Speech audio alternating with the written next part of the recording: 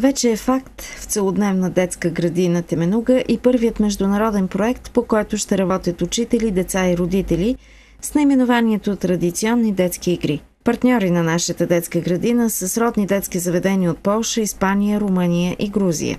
Първата работна среща по 2-годишния проект се състоя миналата седмица в Испания. Тя се проведе в градчето Фуенлабрада. Казвам градчето, но то е условно, защото това градче има 250 хиляди жители, но на фона на 5 милионният Мадрид, който е само на половин час от градчето, наистина е по-малко.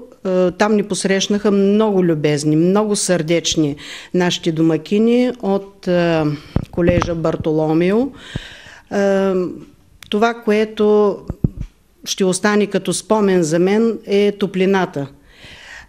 Радвам се, че всички партньори, които се видяхме за първи път на живо, намерихме общ език, всички са много благосклонно настроени едни към други. Турският отбор от град Орду пристигна водеше със себе си 6 ученика, заедно с 5 учители. Полският отбор също водеше 6 ученика с 3 души възрастни. Румънците от Сато Маре, града в Румъния, с който си партнираме, бяха 4 учители и ние от България бяхме 2 души. От испанска страна в срещата се включиха всички учители от този колеж, които владеят английски. На първата среща, както на всяка първа среща, запознахме се и разпределихме задачите, които всяка една страна партньор ще изпълнява по време на проекта.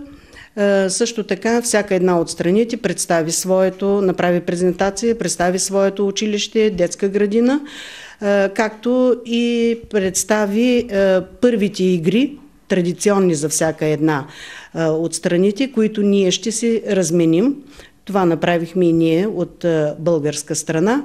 Една от най-важните задачи се падна на нас – Education формата, която в продължение на 2 години ние трябва да обобщаваме всички онези задачи на всяка една среща, когато правим анализ какво сме изпълнили, ние от българска страна трябва да събираме тези задачи, да ги анализираме и да бъдат включени най-накрая в електронния журнал и в уебсайта, който ще бъде като продукт на нашия проект.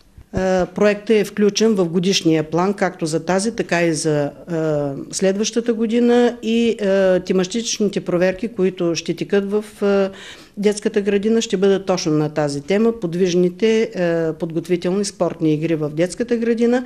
Уроците, които ще изнасяме и пред родителите, също ще бъдат на тази тема, като още от следващия месец ние ще представим пред родителите точно тези игри, които сега научихме като нови, нещо по-различно от българските игри, на първата среща в Испания.